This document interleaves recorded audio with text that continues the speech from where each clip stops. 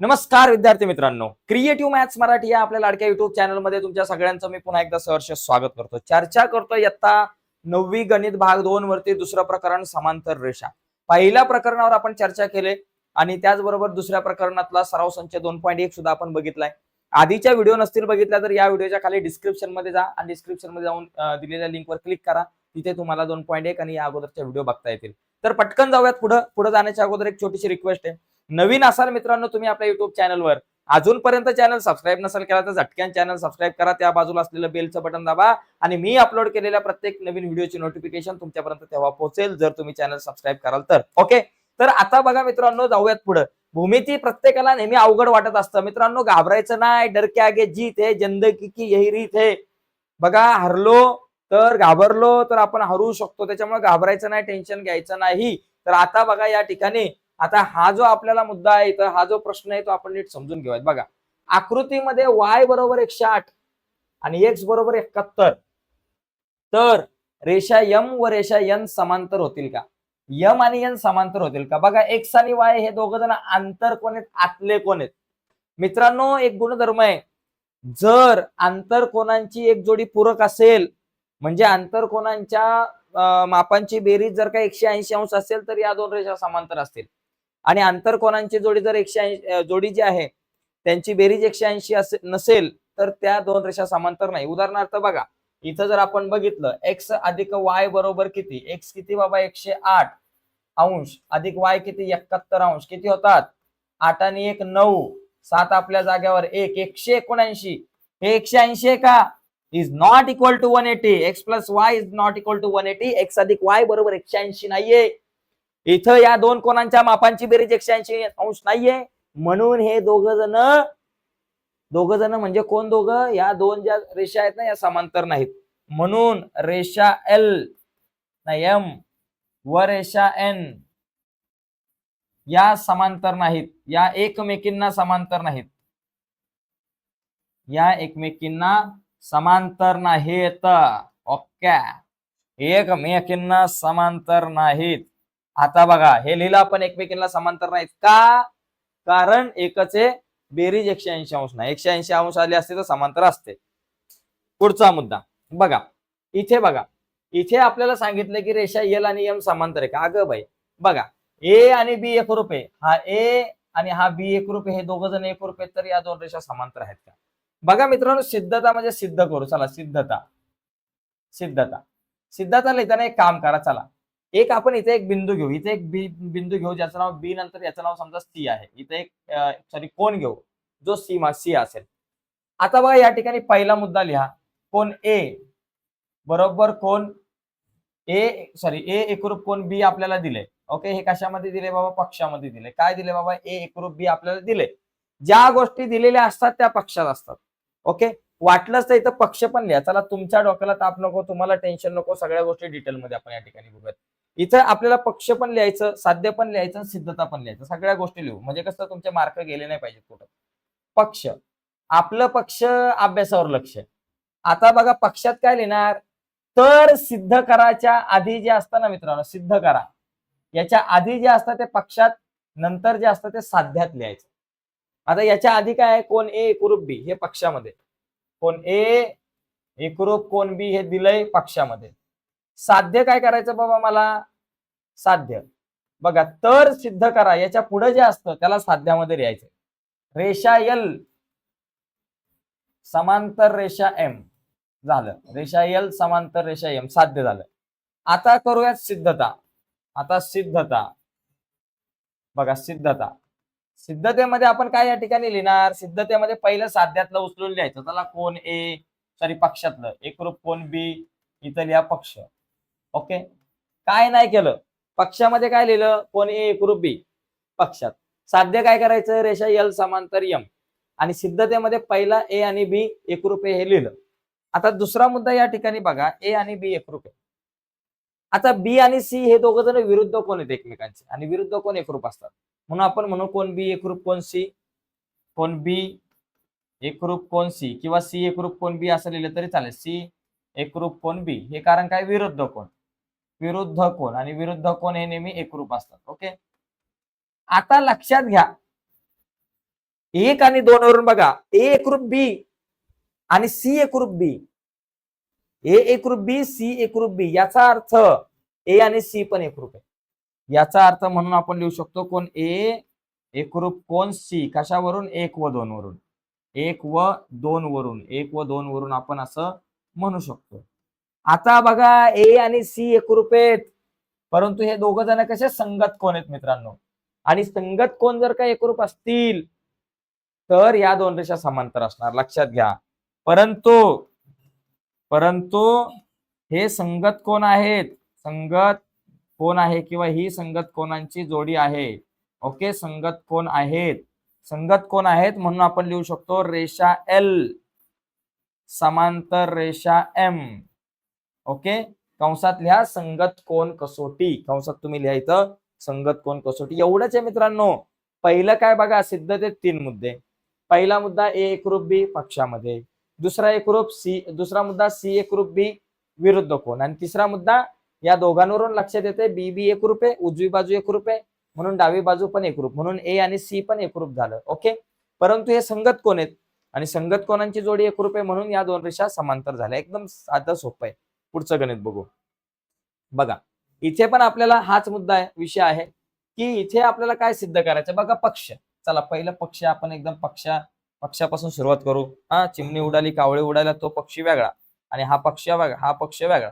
हा ओके, पक्षामध्ये काय बाबा, आकृतीमध्ये ए एकरूप बी एक्स एकरूप वाय, तर सिद्ध करा। तर सिद्ध करायच्या अगोदरचं पक्षात काय दिले बाबा, कोण ए एकरूप कोण बी। ओके, आणि दुसरा मुद्दा दिलाय पक्षामध्ये कोण एक्स एकरूप कोण वाय।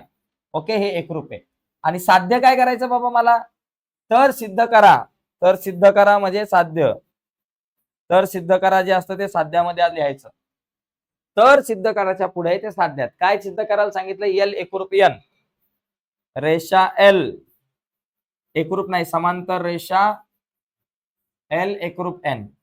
एल एकरूप एन म्हणजे ही एल आणि ही एन, ही सॉरी समांतर एल आणि एन या दोन रेषा समांतर आहे ते दाखवायचे।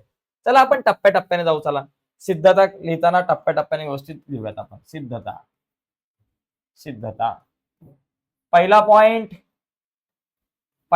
काय बाबा, आपण समजा ए एकरूप बी हे दोन कोण एकरूप आहेत। आता हे दोन कोण जे आहेत ना, काय माहितीये का, हे दोन संगत कोण आहेत आणि संगत कोण एकरूप असतील तर या दोन रेषा समांतर झाल्या। माहिती लिहा पहिला मुद्दा, कोण ए एकरूप कोण बी, काय बाबा पक्षात दिलेलं आहे आपल्याला। ओके, दुसरा मुद्दा, आता हे दोन कोण एकरूप आहेत म्हणून आपण म्हणू शकतो रेषा एल समांतर रेषा एम, रेषा एल समांतर रेषा एम। का, कारण संगत कोण कसोटी लिहा, संगत कोण कसोटी, संगत कोण कसोटी असं आपल्याला या ठिकाणी लिहिता येईल। संगत कोण कसोटी झालं लिहिलं, एकदम सोपा विषय।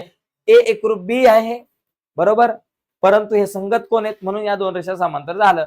आता एक्स एकरूप वाय, एक्स आणि वाय एकरूप आहे। तिसरा पॉइंट, कोण एक्स एकरूप कोण वाय पक्षात दिलंय बरं का, एक्स आणि वाय एकरूप। आता एक्स आणि वाय बघा हे जी टीव्ही मध्ये आले, जी टीव्ही मध्ये झेड मध्ये आले, हे कुठले कोण, व्युत्क्रम कोण, या कोणाला म्हणणार आपण व्युत्क्रम कोण।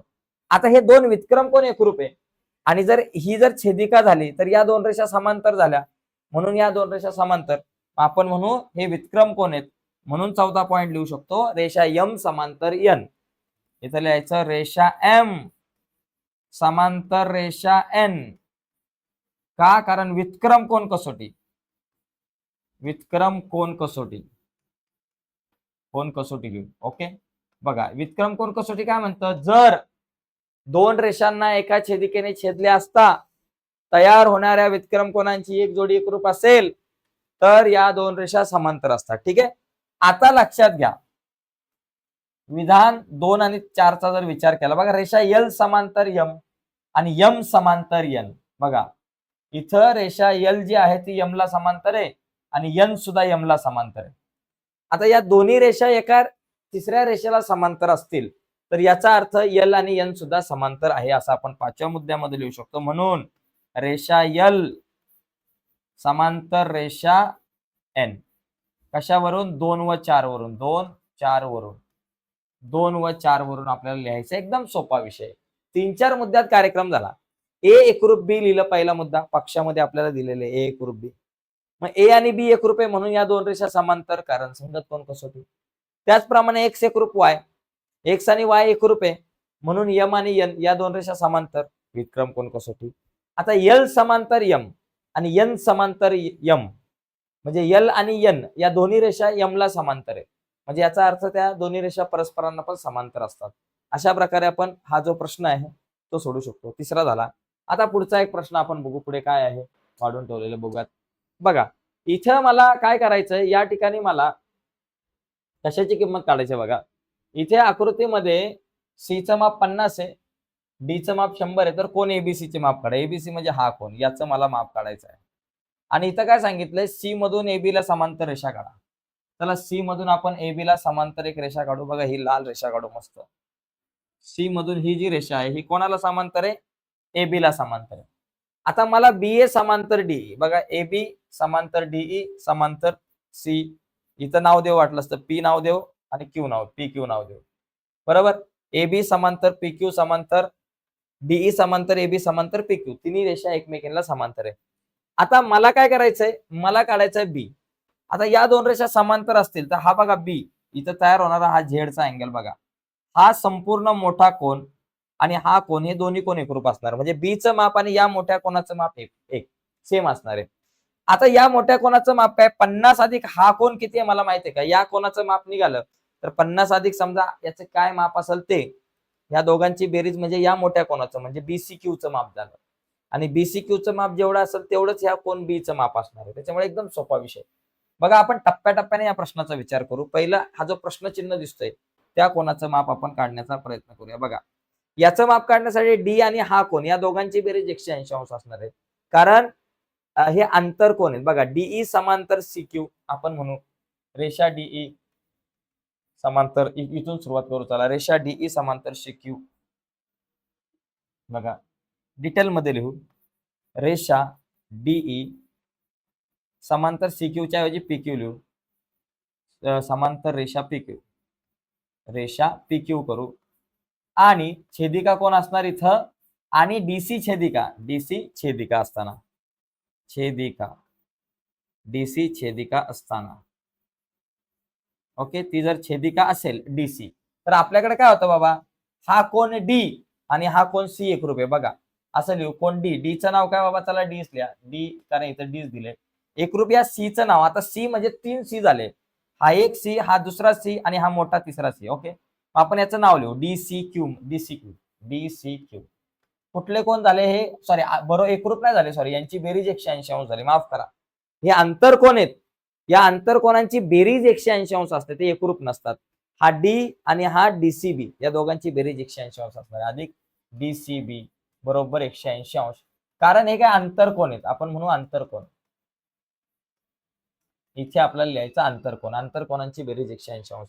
आता डी किती 100 अधिक कोण डीसीबीचं माप काढायचं बरोबर 180 अंश. बघा आता कोण डीसीबी आपल्या जाग्यावर, 180 आपल्या जाग्यावर, हा 100 अधिक आहे, बरोबर चिन्हाच्या पलीकडे गेले वजा 100 झाले. आता म्हणून आपल्याकडे कोण डीसीबीचं जे माप आहे डीसीबी बरोबर किती आलं, 180 मधून 100 गेले 80 अंश. डीसीबीचं माप आलं 80 अंश. आता हा झाला 80 अंश आणि हा 50, म्हणजे संपूर्ण कोण सीचं माप किती आलं, 50 अधिक 80. मग आपण इथं लिहू बाबा कोण सी, कोण सीचं पूर्ण नाव काय, बीसीक्यू, बीसीक्यू बरोबर कोण बीसीडी अधिक डीसीक्यू, किंवा बाबा बीसीडी, किंवा असं असं तुम्ही लिहा डीसीबी, कोण डीसीबी अधिक कोण डीसीक्यू, डीसीक्यू. आता डीसीबी किती, 50 अधिक हा 80, 50 अधिक 80 बरोबर किती झाले 130, 130 अंश. कोण बीसीक्यू, बीसीक्यू बरोबर 130 अंश. आता बीसीक्यू झाला, आता आपल्याला काय करायचं, कुठल्या कोणाचं माप काढायचं, कोण बीचं, एबीसीचं माप. आता एबीसी आणि बीसीक्यू एकरूप, कारण हे विक्रम कोण आहे मगाशी आपण बघितलं. या ठिकाणी लिहा कोण एबीसी, कोण एबीसी बरोबर कोण बीसीक्यू, बीसीक्यू कारण हे विक्रम कोण आहेत, विक्रम कोण आहेत. का विक्रम कोण आहेत मित्रांनो? इथं आपण मगाशी म्हटलं रेषा AB समांतर ही PQ आणि BC छेदिका पकडली तर ते दोन कोण एकरूप होणार. म्हणून कोण ABCचं जे माप आहे त्या ABCचं माप काय झालं? BCQ एवढं झालं. BCQ किती? 130 आहे. इथं लिहायचं 130 अंश. म्हणजे अशा प्रकारे या ABCचं माप आपल्याला काढता येऊ शकतं. ठीक आहे. तर आता पुढचा प्रश्न बघूया. तर अशा प्रकारे हा प्रश्न सोडवायचा. तसं बघायला गेलं तर सोपा प्रश्न आहे, नक्कीच जमेल तुम्हाला. व्हिडिओ जरा रिपीट बघा 1-2 वेळा, नक्कीच तुम्हाला उत्तरं मिळतील किंवा समजतील. बघा पुढे. पुढचा पॉइंट बघा. या ठिकाणी आपल्याकडे आणखी 1-2 प्रश्न आहेत. इथं 2 प्रश्न आपल्याकडे आणखी आहेत. तर या ठिकाणी बघा इथं आकृती 2.22 मध्ये ही जी काही आकृती दिली, या आकृतीमध्ये आपल्याला काय दिलेलं आहे, की आपल्याला सिद्ध करायचंय रेषा AF समांतर BC. बघा ही AF आणि BC या दोन रेषा एकमेकींना समांतर हे आपल्याला दाखवायचं आहे. इथं काय दिलंय आकृतीमध्ये किरण AE व BD. बघा किरण AE आणि BD. बघा ही AE किरण आहे आणि हा किरण BD. हे दोघे एक जण किरण BD. बरं का, हे जे दोन किरण दिसतात ते समांतर एकमेकांना. AE आणि BD समांतर आहे. दुसरा मुद्दा काय, AF हा EAB चा दुभाजक आहे. हा AF हा एक कोन दुभाजक आहे EAB या कोनाचा. बरोबर. आणि हा एक कोन दुभाजक आहे. म्हणजे हे दोन तुम्हाला कोन दुभाजक दिलेत. हे दोन कोन दुभाजक आहे. म्हणजे हा कोन एकरूप हा आणि हा कोन एकरूप हा. हे कोन दुभाजक आहे. आणि पुढे काय दिलंय, किरण BC हा ABD चा दुभाजक आहे. ठीक आहे, ते दिलंय. तर सिद्ध करा की AF समांतर, आता ही AF आणि ही BC समांतर हे आपल्याला दाखवायचं. तर दोन रेषा समांतर दाखवण्यासाठी तयार होणारे वितक्रम कोन, तयार होणारे संगत कोन एकरूप दाखवावे लागतात. किंवा आंतरकोनांची बेरीज 180 असावी लागते. आता मी जरा डायरेक्ट उत्तर लिहितो. तर सिद्ध करा च्या नंतरचं हे साध्यात आणि हे वरचं सगळं तुम्हाला पक्षात लिहायचं. तर मी आता डायरेक्ट सिद्धता लिहितो, नाहीतर जागा आपल्याला कमी पडेल म्हणून. ठीक आहे. बघा याच्यामध्ये तुम्ही काय लिहू शकता बाबा, पहिला मुद्दा हा काय बाबा कोन दुभाजक आहे. AF हा कोन दुभाजक आहे. किंवा सगळ्यात आधी तुम्ही हे लिहू शकता, हे जे दोन कोन म्हणजे ह्या दोन रेषा समांतर आहेत की बाबा AE आणि BD समांतर आहे, तर हे दोन कोन एकरूप असतात. असं आपण या ठिकाणी लिहू शकतो. हे दोन कोन एकरूप असतात वगैरे असं आधी लिहिलं तरी चालेल. पण शक्यतो आपण काय करू, पहिला आपण हा कोन दुभाजक आहे ते आपण या ठिकाणी लिहूया. चला, की बाबा AF हा पहिला पॉइंट, किरण AF हा कोन A चा, कोन EAB चा दुभाजक आहे. दुभाजक आहे. ठीक आहे, दुभाजक आहे. कोन दुभाजक आहे. मग कोन दुभाजक असल्यामुळे काय होतं माहितीये का, हे दोन कोन एकरूप झाले. कोन EAF आणि BAF. कोन EAF बरोबर कोन BAF हे एकरूप झाले. ओके. आणि हे दोघे सुद्धा काय बाबा XX आहे आणि हे दोघे सुद्धा कोणाच्या निम्मे असणार आहे, या कोणाच्या निम्मे असणार आहे. हा जो EAB हा जो तुमचा कोन आहे, या EAB कोणाच्या निम्मे असणार आहे हे दोन्ही सुद्धा कोन. एकरूप कोन EAB बरोबर 1/2 EAB. लक्षात आलं तुमच्या? बघा काय काय लिहिलं मी या ठिकाणी, EAF एकरूप BAF बरोबर X आहेत. हे दोघांना सुद्धा X म्हटलं आणि हे दोघे सुद्धा हा जो EAB कोन आहे मोठा त्याच्या निम्मे असणार आहे. बरोबर. आता तिसरा पॉइंट आपण काय लिहू, किरण. तिसरा कुठला किरण झाला, आपल्याकडे असलेला जो किरण BC आहे हा कोन कुठल्या कोणाचा दुभाजक आहे बाबा, कुठल्या कोणाचा दिलाय, ABD चा. बघा ABD या कोणाचा दुभाजक, हा जो आहे ABD चा दुभाजक आहे. कोण ABD चा दुभाजक आहे. दुभाजक आहे, बायसेक्टर त्याला इंग्लिश मध्ये म्हणतात. मग तो दुभाजक असल्यामुळे आपल्याकडे काय होणार, आता बघा इथं कुठले दोन कोन एकरूप असणार या ठिकाणी बघा. एक आहे BAC एकरूप ABC. कोन BAC एकरूप कोन ABC. दोघे सुद्धा काय बाबा Y आहेत आणि हे दोघे कुठल्या कोणाच्या निम्मे असणार आहे, हा जो मोठा जो कोन आहे तुमचा ABD याच्या निम्मे असणार आहे. 1/2 कोन ABD च्या निम्मे असणार आहे. ठीक आहे, एवढ्या सगळ्या गोष्टी आपल्या समोर आता आलेल्या आहेत. मला काय करायचंय की बघा हा जो X कोन आणि हा कोन Y, हे दोन कोन जर मी एकरूप दाखवले, याचं नाव काय बाबा FAB. बरोबर, FAB. आणि त्याचबरोबर कोन बघा FAB आणि CBA हे दोन कोण जर मी एकरूप दाखवले, हा एक्स आणि वाय जर मी जर का एकरूप दाखवला, तर मला या दोन रेषा समांतर दाखवता येतील. ठीक आहे. आता सध्या मला काय दिलंय की AE समांतर BD पक्षामध्ये दिले. पाचवा मुद्दा AE समांतर BD. ओके, पक्ष हे दिले पक्षामध्ये. आता या दोन रेषा जर का समांतर असतील, बघा आता लक्षात घ्या, आपण पहिला हा बघा AE आणि BD समांतर असेल, तर ही छेदिका असताना बघा हा जो कोन आहे ज्याचं नाव आहे EAB आणि हा जो कोन आहे ज्याचं नाव आहे DBA, हे दोन कोन एकरूप झाले कारण दोन्हीच्या दोन्ही वितक्रम कोन असतात बरं का, वितक्रम कोन आहेत. मग EAB म्हणून कोन EAB एकरूप कोन बघा, EAB एकरूप DBA किंवा ABD असं लिहा. ABD एकरूप झाले कारण कुठले कोन आहेत, ते वितक्रम कोन आहेत. वितक्रम कोन. ओके, वितक्रम कोन. वितक्रम कोन एकरूप असतात बरोबर. आता सातवा मुद्दा बघा, EAB इथं आहे, हा EAB इथं आहे, ABD इथं आहे आणि ABD इथं आहे. बघा हे दोन कोन एकरूप आहेत. मग हे दोन कोन एकरूप याचा अर्थ X एकरूप Y, याचा अर्थ BAF एकरूप ABC आणि याचा अर्थ EAF एकरूप BAC असं आपण म्हणू शकतो.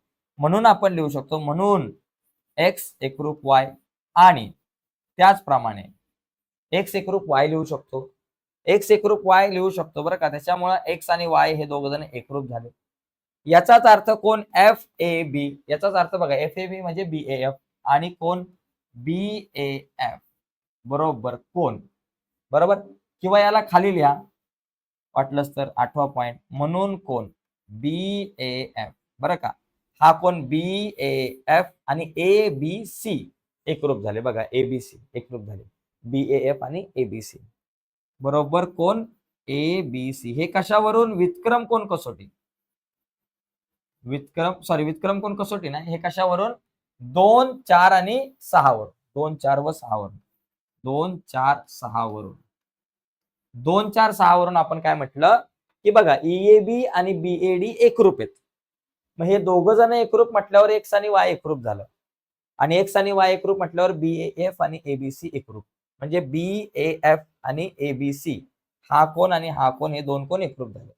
आता परंतु हे दोघे जण कुठले कोण आहेत रे बघा, हा X आणि हा Y म्हणजे हा BAF हा कोण आणि ABC हा कोण, हे दोन कुठले आहेत, वितक्रम कोण आहेत. नीट बघितलं तर झेड मध्ये येतात, हे दोन वितक्रम कोण आहेत. आणि वितक्रम कोण जर का एकरूप असतील, दोन रेषांना एक छेदिका छेदत असताना तयार होणारे वितक्रम कोण एकरूप असतील, तर या दोन रेषा समांतर झाल्या. म्हणून आपण म्हणू शकतो किरण AF आणि किरण BC समांतर, कारण वितक्रम कोण कसोटी. नववा मुद्दा लिहू शकतो, किरण AF आणि BC, AF समांतर किरण BC कारण वितक्रम कोण कसोटी. तर लिहायचं वितक्रम कोण कसोटी, वितक्रम कोण कसोटी, कोण कसोटी असं आपण या ठिकाणी लिहू शकतो.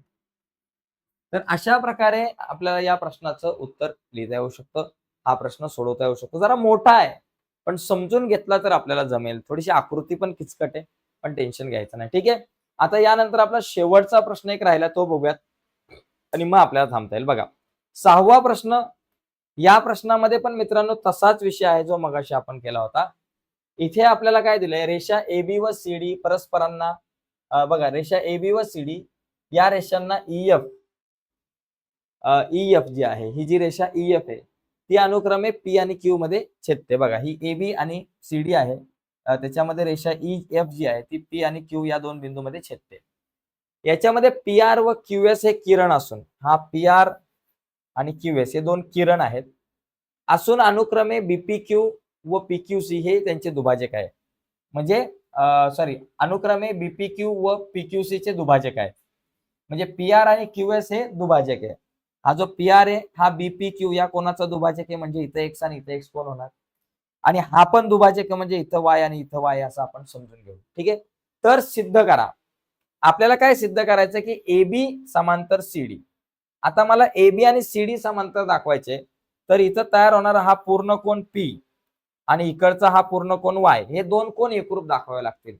हे दोन कोन एकरूप दाखवले म्हणजे दोन वितक्रम कोनांची जोडी एकरूप दाखवली तर या दोन रेषा समांतर होतील. ठीक आहे. आता याच्यामध्ये डायरेक्ट सिद्धता लिहू आपण. पक्ष साध्य तुम्ही लिहा, मी डायरेक्ट सिद्धता सांगतो.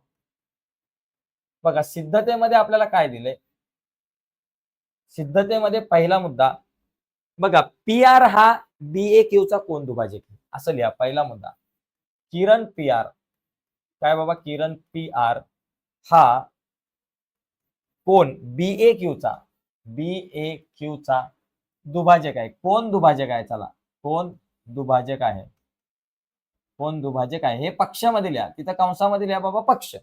हा कोन दुभाजक आहे, हे पक्ष झालं. दुसरा पॉइंट, मग कोन दुभाजक असेल तर हे दोन कोन काय झाले, एकरूप झाले.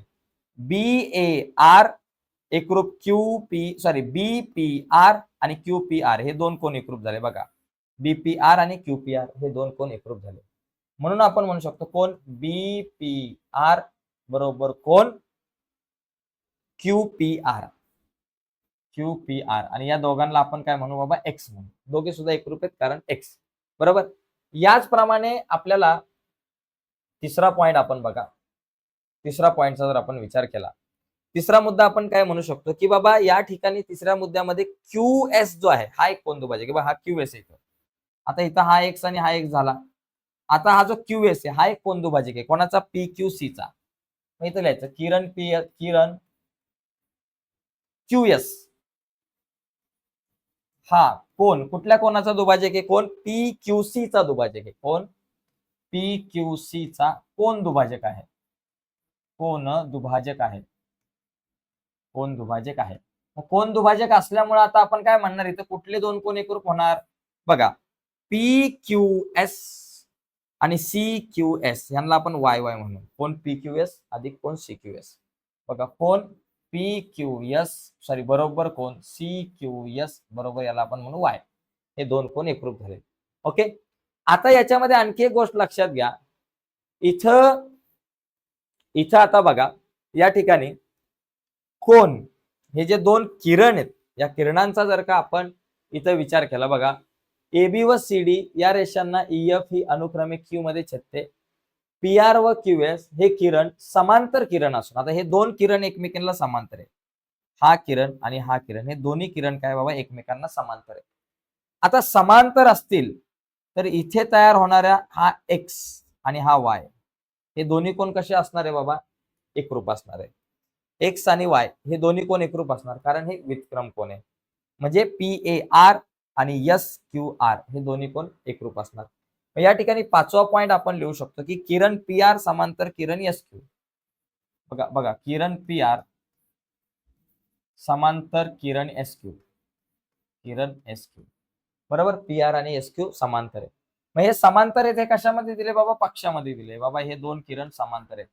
किरण समांतर असतील तर सहावा मुद्दा तुम्ही म्हणू शकता RPQ आणि SQP हे दोघ जण एकरूप झाले कारण हे झेड मध्ये येतात म्हणजे व्युत्क्रम कोण आहे. कोण बघा RPQ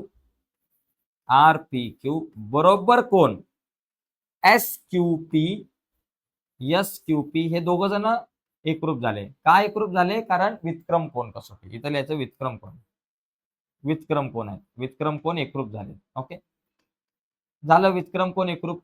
म्हणजे सातवा पॉइंट लिहू शकता RPQ आणि SQP. RPQ म्हणजे काय आला, RPQ म्हणजे तुमचा X बरोबर, SQP म्हणजे Y आहे. म्हणजे X आणि Y कसं झालं, एकरूप झालं. X आणि Y एकरूप आहे. बघा लक्षात घ्या. आठवा पॉइंट आता बघा कोण BPQ. बघा BPQ काय झाला, X आणि X किती झाले, 2X झाले. BPQ काय झाले, X आणि X 2X. आकृतीवरून म्हणा. ओके. त्याचप्रमाणे कोण CQP, नववा पॉइंट, कोण CQP बघा हा जो CQP काय Y अधिक Y 2Y झाला. CQP किती झालं, 2Y झाला. हे पण कशावरून, आकृतीवरून असं तुम्ही लिहा. दहावा मुद्दा काय येतोय तुम्हाला बघा, 2X 2Y. इथं बघितलं तर X आणि Y एकरूप आहे. X आणि Y एकरूप आहे म्हणजे 2X आणि 2Y पण एकरूप. मग 2X आणि 2Y एकरूप याचा अर्थ हे BPQ आणि CQP एकरूप झाले. म्हणून आपण लिहू शकतो की कोण BPQ एकरूप कोन CQP हे कशावरून लिहिलं? 7, 8, 9 वरून. 7, 8, 9 वरून झालं. आता याच्यानंतर 11वा शेवटचा मुद्दा बघा, BPQ आणि CPQ हे कोण एकरूप आहे? BPQ आणि CQP हा कोण आणि हा कोण एकरूप आहे, पण हे दोघ जण कसे कोण आहेत? व्युत्क्रम कोण आहेत. हे व्युत्क्रम कोण असल्यामुळे AB आणि CD समांतर झाल्या. व्युत्क्रम कोण कसोटी म्हणून इथे लिहायचं AB समांतर CD. रेषा लिहा, मी शॉर्टकट मध्ये लिहिलंय रेषा AB समांतर रेषा CD आणि कंसात लिहायचं व्युत्क्रम कोण कसोटी. बरोबर. हा X होता, हा X होता, हा Y होता, हा Y होता. बघा मित्रांनो, व्हिडिओ एकदा परत रिपीट बघा, कारण हे गणित जरा थोडंसं मोठंच होतं. कॅल्क्युलेशन बरंच काम होतं कॅल्क्युलेशनचं. बऱ्याच गुणधर्म एका टायमाला वापरले. बराच झोल झाला इथं.